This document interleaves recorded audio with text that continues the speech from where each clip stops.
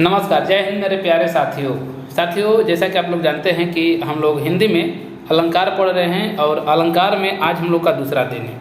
तो कल की वीडियो जो लोग अलंकार के अभी तक नहीं देखे हैं तो इस वीडियो के डिस्क्रिप्शन में हम उसका लिंक दे दिए हैं। सबसे पहले आप लोग जाकर अलंकार का पार्ट नंबर 1 जरूर देख लीजिए, क्योंकि हम वहाँ पर उस वीडियो में बताए हैं कि अलंकार कहते किसे हैं, अलंकार की जो प्रणेता है कौन है। उसके बाद से अलंकार में हम लोग देख लिए थे शब्द अलंकार का अंतर्गत जितने भी अलंकार आते हैं, यानी कि कह सकते हैं कि शब्द अलंकार हम लोग उस वीडियो में समाप्त कर चुके थे। आज की वीडियो में अलंकार के अंतर्गत हम लोग देखने वाले हैं कि अर्थ अलंकार के कौन कौन से भेद होते हैं और उसके अंतर्गत कौन कौन से अलंकार आते हैं, और कुछ विशेष प्रकार के भी अलंकार होते हैं। जैसे कि आप लोग देखे होंगे, मानवीकरण पूछा जाता है, विरोधाभास पूछा जाता है, अनुयुक्ति, अन्वय, विभावना, ये भी सब अलंकार के ही अंतर्गत आते हैं। तो ये सब कुछ हम लोग इस वीडियो में देखने वाले हैं। तो आइए बिना देर के हम लोग वीडियो को शुरू करते हैं। तो चूँकि हम लोग अर्थालंकार पढ़ रहे हैं तो सबसे पहले तो अर्थालंकार कहते किसे हैं इसके बारे में हम लोग को जानकारी होनी चाहिए। तो देखिए, अर्थालंकार का सीधा कह सकते हैं कि अर्थालंकार यानी कि अर्थ के कारण, क्या अर्थ के कारण शोभा बढ़े, वहाँ पर अर्थालंकार होता है। इससे पहले हम लोग शब्दालंकार पढ़ रहे थे तो वहाँ पर शब्द के कारण शोभा बढ़ रहा था। किसकी शोभा बढ़ता है? तो काव्य की शोभा बढ़ता है। उसी तरीके से अर्थालंकार में अर्थ के कारण जहाँ पर भी शोभा बढ़ेगी वहाँ पर अर्थालंकार होगा। ओके, चलिए, अर्थालंकार के अंतर्गत सबसे पहला आता है आपका उपमा अलंकार। कौन सा? उपमा अलंकार सबसे पहला आता है। तो देख लेते हैं हम लोग कि उपमा अलंकार क्या होता है। तो उपमा अलंकार के अगर हम बारे में बात करें तो जहाँ किसी एक वस्तु की, ध्यान दीजिएगा, जहाँ किसी एक वस्तु की दूसरी वस्तु से समान गुण धर्म के आधार पर, यही आपको समझना है कि जहाँ किसी एक वस्तु की दूसरे वस्तु से समान गुण धर्म के आधार पर तुलना व्यक्त की जाए वहाँ पर उपमा अलंकार होता है। बात समझ आ गया ना।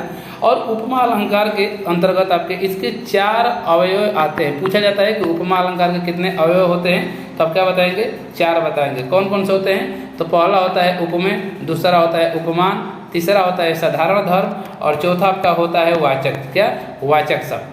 तो ये क्या होते हैं इसको भी हम लोग देख लेते हैं। तो देखिए, यदि उपमेय के बारे में बात करें तो उपमेय क्या होता है कि जिसकी तुलना की जाए, क्या? जिसकी तुलना की जाए वही क्या कहलाता है? उपमेय कहलाता है। और उपमान क्या होगा कि जिससे तुलना की जाए। जैसे मान लीजिए कि यहाँ पर 2 लोग हैं, ठीक है, यहाँ पर 2 लोग हैं, तो यहाँ पर अगर मान लीजिए कि अगर इसकी तुलना इनसे की जा रही है तो जिसकी तुलना की जाएगी, मान लीजिए कि इनकी तुलना की जा रही है, इसकी तुलना, तो ये क्या हो जाएगा? ये उपमेय हो जाएगा। और किससे की जा रही है? इनसे की जा रही है, तो ये क्या हो जाएंगे? उपमान हो जाएंगे। तो बात समझ आ गया ना। वहीं अगर हम साधारण धर्म के बारे में बात करें तो साधारण धर्म क्या होता है कि जो दोनों, यानी कि दोनों मतलब क्या, उपमेय और उपमान में समान रूप से हो, यानी कि जो दोनों, यानी कि उपमेय और उपमान में दोनों में समान रूप से दिखाई देगा, उसको क्या कहेंगे? साधारण धर्म कहेंगे। और चौथा होता है आपका वाचक शब्द। वाचक मतलब कि समानता बताने वाले शब्द को क्या कहते हैं? वाचक शब्द कहते हैं। और वाचक शब्द के अंतर्गत आपको हम बताएंगे क्या क्या आते हैं, उसको भी देखकर आप पहचान लेंगे।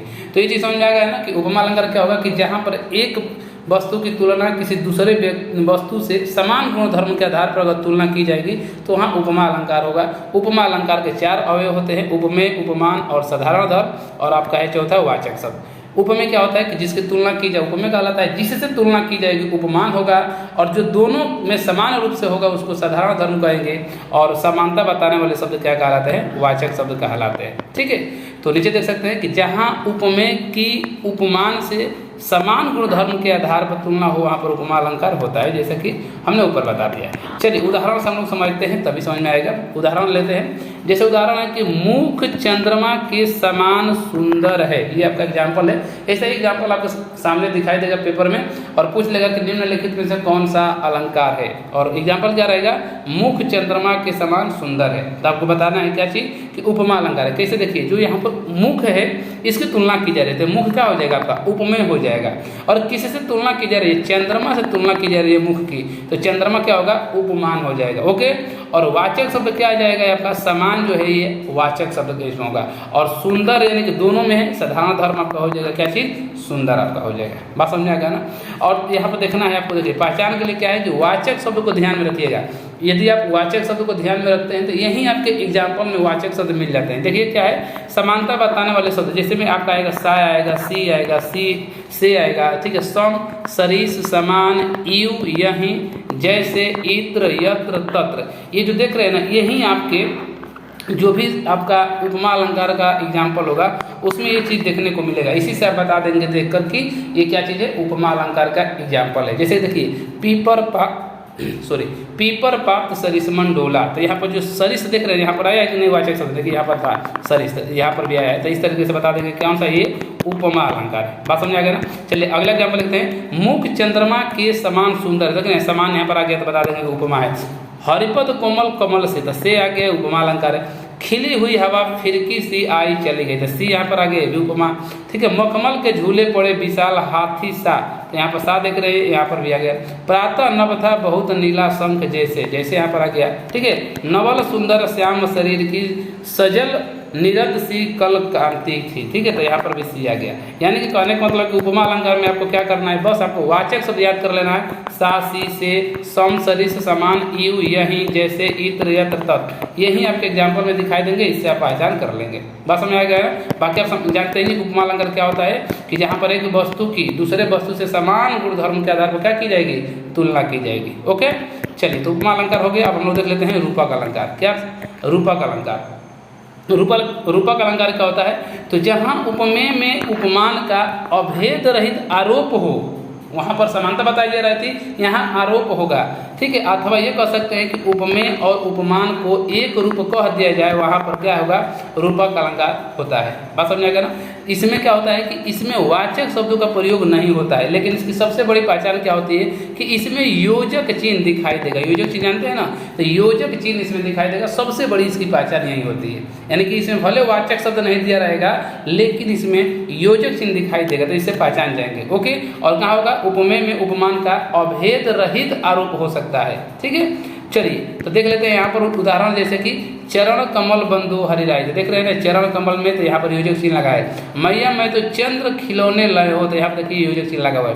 अपलक न बनील नयन विशाल, देखिए यहाँ पर योजक चिन्ह है। मन सागर, देखिए मनसा लहरी, देख रहे हैं ना। बीती विभावरी जागरी अंबर पंद्रह, देखिए यहाँ पर भी योजक चिन्ह लगा है। तो इस तरीके से जो भी आप देखेंगे तो बता देंगे कि क्या है ये रूपक अलंकार के एग्जाम्पल। देखिए शशि मुख पर घूंघट डाले अंचल में दीप छिपाए, यहाँ पर भी पायो जी मैंने राम रतन धन पायो, देखिए यहाँ पर लगा हुआ है। देख रहे हैं राम नाम मणि दीप धरू। ठीक, फिर शंकर चापू जहा, ठीक है, चापू जहाजू यहाँ पर देखिए लगा हुआ है। बढ़त देखिए यहाँ पर भी लगा है। तो इस तरीके से आप पहचान जाएंगे रूपक अलंकार के एग्जाम्पल। ओके, चलिए तीसरा देख लेते हैं हम लोग, उत्प्रेक्षा अलंकार। उत्प्रेक्षा अलंकार क्या होता है, तो सबसे आसान ये भी होता है, इसमें कोई दिक्कत नहीं है। उत्प्रेक्षा अलंकार क्या होता है कि जहाँ उपमेय की उपमान से संभावना व्यक्त की जाए, क्या, जहाँ उपमेय की उपमान से संभावना व्यक्त की जाएगी वहाँ पर उत्प्रेक्षा अलंकार होगा। और इसमें वाचक शब्द दिए रहते हैं और इन्हीं को आपको याद करना है। इसी से आपको एग्जाम्पल में देखने को मिल जाएगा। जैसे आपको क्या रखना है वाचक शब्द में याद, जनु मनु जानो मानो लेकिन वरन परंतु किंतु जनहु ज्यों मनहु जहाँ वहाँ कहाँ, यही आपको याद कर लेना है। दोबारा रख लेंगे याद हो जाएगा। यही आपको एग्जाम्पल में जरूर देखने को मिलेगा उत्प्रेक्षा अलंकार के। ठीक है, चलिए देख लेते हैं। जैसे कि सोहत ओढ़े पीतुपट श्याम सलोने गात मनहु नीलमणि शैल पर आतप प्रयोग प्रभात, देखिए मनहु आ गया ना, वहाँ पर वाचक शब्द मनहु था। फिर देखिए चमचमाद चंचल नयन बीच घूंघट पट दिन, फिर देखिए यहाँ पर मनहु आ गया। फिर उस काल मारे क्रोध के तन कांपने लगा उसका। ओके, मानो हवा के जोर से सोता हुआ सागर, तो मानो आ गया है। ठीक है, तो यही आपके वाचक शब्द आते हैं। देखिए फूले काश सकल महिछाई जन वर्षा ऋतु प्रकट बुझाई। ठीक है, तो जनु यहाँ पर आ गया। ले चला साथ में तुझे कनक ज्यों आ गया। ठीक है, अति कटु वचन कहती कई मनहु लोन जरे पर दे, देखिए मनहु आ गया।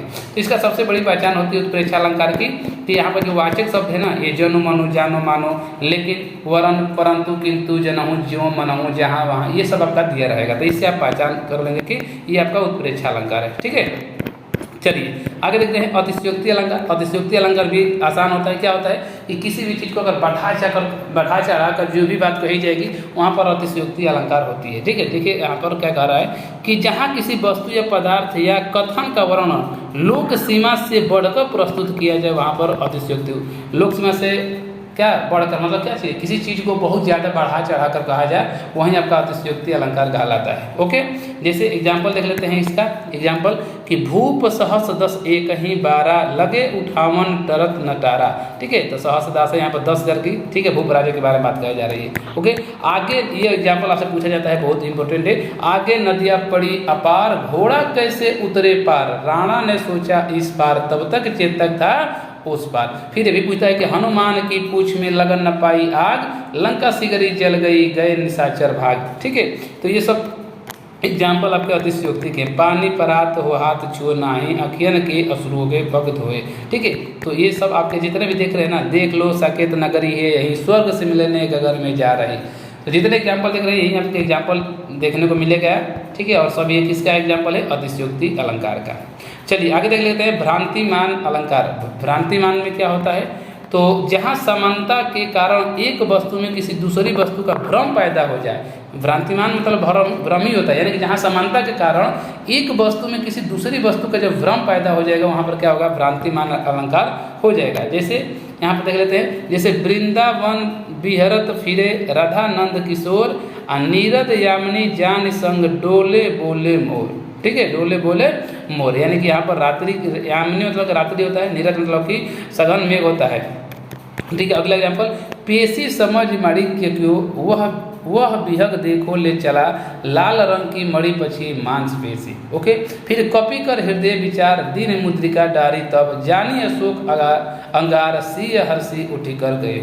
ये आपका यहाँ पर पूछा जाता है। फिर यहाँ पर देख सकते हैं, यहाँ पर ये वाला है, मुन्ना तब मम्मी के सिर पर देख देख दो छोटी, भाग उठा भय मानकर सिर पर सापी लौटी। यानी कि सिर पर क्या हुआ, चोटी को देखकर उसको क्या लग रहा है कि वो समझ रहा है कि सिर पर क्या है, सांप लौटा हुआ था, देखकर उसको भाग जाता है। ओके, ये चीज़ है। तो यही आपका एग्जाम्पल में पूछा जाता है भ्रांतिमान में। ठीक है, तो कोई एग्जाम्पल आएगा जहाँ पर समानता के कारण अगर उस वस्तु में किसी दूसरी वस्तु का भ्रम पैदा हो जाएगा, तो वो चीज़ आपका क्या होगा, भ्रांतिमान अलंकार हो जाएगा। ठीक है, चलिए अब देख लेते हैं अनियोक्ति अलंकार। अनियोक्ति अलंकार क्या होता है, तो अनियोक्ति के बारे में बात करें तो जहाँ किसी वस्तु या व्यक्ति में को लक्ष्य कर कहीं जाने वाली बात किसी, ठीक है, अन्य के लिए कही जाए, वहाँ पर अनियोक्ति अलंकार होगा। क्या, जहाँ किसी वस्तु या व्यक्ति को लक्ष्य कर कहीं जाने वाली बात किसी अन्य के लिए कही जाए, वहाँ पर अनियोक्ति अलंकार होता है। जैसे एग्जाम्पल, वे न यहाँ नागर बड़े दिन आदर, तो आप फूलो अन फूलो भयो गवही गाँव गुलाब। ओके, आगे देख लेते हैं, स्वार्थ सुकृत न सम्र वृथा, देखी विहग विचार, बाज पराये पानी परी, तू पश्चिन्यु न मार।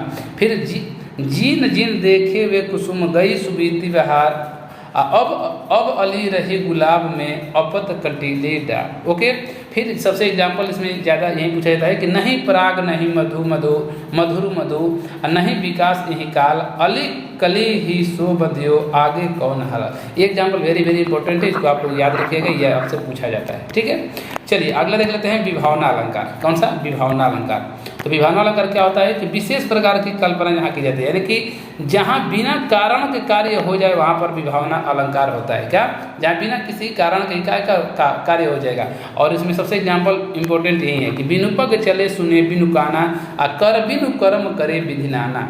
फिर उसके से आनन रहित सकल रस भोगी, बिनु बाणी वक्ता बड़ जोगी। एग्जाम्पल वेरी वेरी इंपॉर्टेंट है, ये आपसे पूछा जाता है। ठीक है, यही एग्जाम्पल आपसे विभावना में पूछेगा, बिनु पग चले सुने बिनु काना। फिर जो कहते हैं संदेह अलंकार। तो संदेह में क्या होता है कि जहाँ किसी वस्तु में उसी के समान दूसरी वस्तु से संदेह हो जाए, वहाँ पर संदेह अलंकार होता है। ठीक है, किसी वस्तु में उसी वस्तु के समान दूसरी वस्तु से क्या होगा, संदेह हो जाएगा, वहाँ पर क्या होगा, संदेह अलंकार होता है। और इसमें निश्चयात्मक ज्ञान की प्राप्ति नहीं होती है, यानी कि इसमें निश्चय नहीं रहता है। जैसे नारी बीच सारी है कि सारी बीच नारी, यही एग्जाम्पल आपसे पूछेगा भी। ठीक है, क्या है, नारी बीच सारी है कि सारी बीच नारी है, नारी की सारी है या सारी की नारी है। तो देखे होंगे। फिर ये भी एग्जाम्पल पूछा है कि यह मुख है या चंद्र है, तारे आसमान के हैं या मेहबान बानी। ओके, तो ये दोनों एग्जाम्पल आपसे पूछा जाता है पेपर में, यही आपसे एग्जाम्पल देखने को मिलेगा संदेह अलंकार में। सबसे ज़्यादा नारी बीच सारी है वाला, और यह मुख है या चंद्र है। ठीक है, चलिए संदेश हो गया और संदेह हो गया। और संदेह के बाद हम लोग चलते हैं विरोधाभास अलंकार में। तो विरोधाभास अलंकार में क्या होता है कि जहाँ विरोध न हो, क्या, जहाँ विरोध न हो तथा विरोध का आभास हो, वहाँ विरोधाभास अलंकार होता है। क्या कह रहा है कि जहाँ विरोध ना हो तथा विरोध का आभास होगा वहाँ पर विरोधाभास अलंकार होगा। नोट में इसमें क्या कहेगा कि ना, न, नी, मत, माना करना, वर्जित, निषेध, ऐसे शब्द का प्रयोग रहता है। तो ये आपकी मान सकते हैं कि पहचान है आपकी, ठीक है। जैसे देख लेते हैं एग्जाम्पल में, या अनुरागी चित्त की गति समुझे नहीं कोई, ज्यों ज्यों बूढ़े श्याम रंग त्यों त्यों उज्ज्वल हो। देख रहे हैं उसके साथ देखिए, न खुदा मिला न विषैले सनम। ओके, न का प्रयोग यहाँ पर देख सकते हैं। फिर देखिए, न खुद सोया न मुझे सोने दिया। देख रहे हैं ना। फिर जब से है आँख लगी तब से ना आँख लगी। ओके, यहाँ गाड़ी खड़ी करना मना है। तो यहाँ पर जो भी होगा कि मतलब कि क्या कि जहाँ विरोध ना हो लेकिन विरोध का आभास होगा वहाँ पर विरोधाभास अलंकार आपका हो जाएगा। ओके, चलिए दृष्टांत अलंकार एक देख लेते हैं कि दृष्टांत अलंकार क्या होता है। तो इसके बारे में बात करें तो जहाँ उपमेय और उपमान तथा उनके साधारण धर्मों में बिंब प्रतिबिंब का भाव हो वहाँ पर दृष्टांत होता है। डायरेक्ट आपसे क्वेश्चन पूछेगा कि किस अलंकार में बिंब प्रतिबिंब का भाव होता है, तो आप बताएंगे क्या चीज़, दृष्टांत अलंकार में होता है। ओके, इससे एग्जाम्पल लिख लेते हैं दृष्टांत का। तो बसे बुराई जासुतन ताही को सम्मान, ठीक है। अब भलो भलो कहीं छोड़िए खोटे ग्रह जपदा, यानी कि समान होना और जपदान करना, सम्मान होना और जपदान करना, ये दो भिन्न भिन्न क्या है, धर्म कहे गए हैं। इनमें बिंब प्रतिबिंब का भाव होता है। ओके, तो जो आपसे ये दृष्टांत का पूछेगा तो एग्जाम्पल से ज़्यादा यही पूछता है कि किनके साधारण धर्मों में बिंब प्रतिबिंब का भाव होता है, तो आप बताएंगे दृष्टांत अलंकार के। ओके, चलिए एक आपका है पाश्चात्य अलंकार जिसको मानवीकरण कहते हैं। क्या मानवीकरण कहते हैं, तो इसको देख लेते हैं कि जहाँ प्रकृति का चित्रण मानव के द्वारा किया जाए, क्या जहाँ प्रकृति का चित्रण मानव के द्वारा किया जाए वहाँ पर आपका मानवीकरण अलंकार होता है। जैसे कि यही एग्जाम्पल आपसे पूछेगा भी कि देवसावसान का समय मेघमय आसमान से उतर रही है, वह संध्या सुंदरी परिसी धीरे धीरे धीरे। तो ये आपका मानवीकरण अलंकार के अंतर्गत आता है। ओके, इसको आप लोग याद रखिएगा।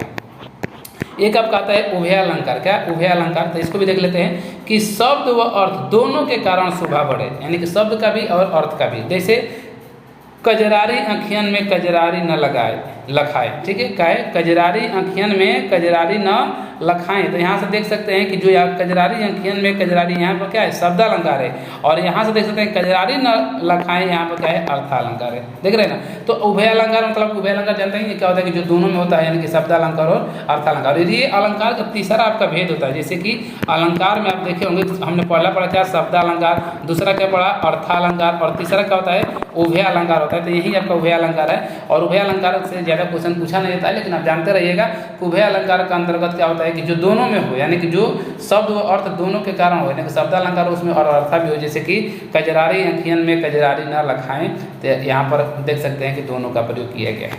बात समझ आ गया ना। चलिए, तो ये था आपका अलंकार, यहाँ से समाप्त हो चुका है। तो आशा करते हैं कि आप लोग अलंकार सीख गए होंगे। अब आप लोग बुक से या प्रैक्टिस सेट से आप लोग कीजिएगा। हमको नहीं लग रहा है कि कोई क्वेश्चन आपसे गलत होगा। तो वीडियो को बस इतना ही रखते हैं फ्रेंड्स, और नेक्स्ट क्लास हम लोग नेक्स्ट दिन देखेंगे। वीडियो अच्छी लगी है तो वीडियो को लाइक करना ना भूलें। चैनल पर पहली बार आए हैं या चैनल को अभी तक सब्सक्राइब नहीं किए हैं तो चैनल को सब्सक्राइब जरूर कर लें। इसका PDF चाहिए तो आप लोग टेलीग्राम ग्रुप से ज्वाइन हो जाइएगा। टेलीग्राम ग्रुप है सरकारी PA का नाम से ही है, वहाँ से आप लोग ज्वाइन हो जाइए। यदि किसी को कोई दिक्कत है तो कमेंट में पूछ सकते हैं, या हमसे डायरेक्ट अगर बात करना चाहते हैं तो फिर आप लोग इंस्टाग्राम ID पर, क्या इंस्टाग्राम ID पर आप लोग हमसे जुड़ सकते हैं। वहाँ कमेंट कर डायरेक्ट हमसे बात कर सकते हैं और कोई आपकी समस्या है तो, ठीक है। तो आज की वीडियो बस इतना ही, धन्यवाद।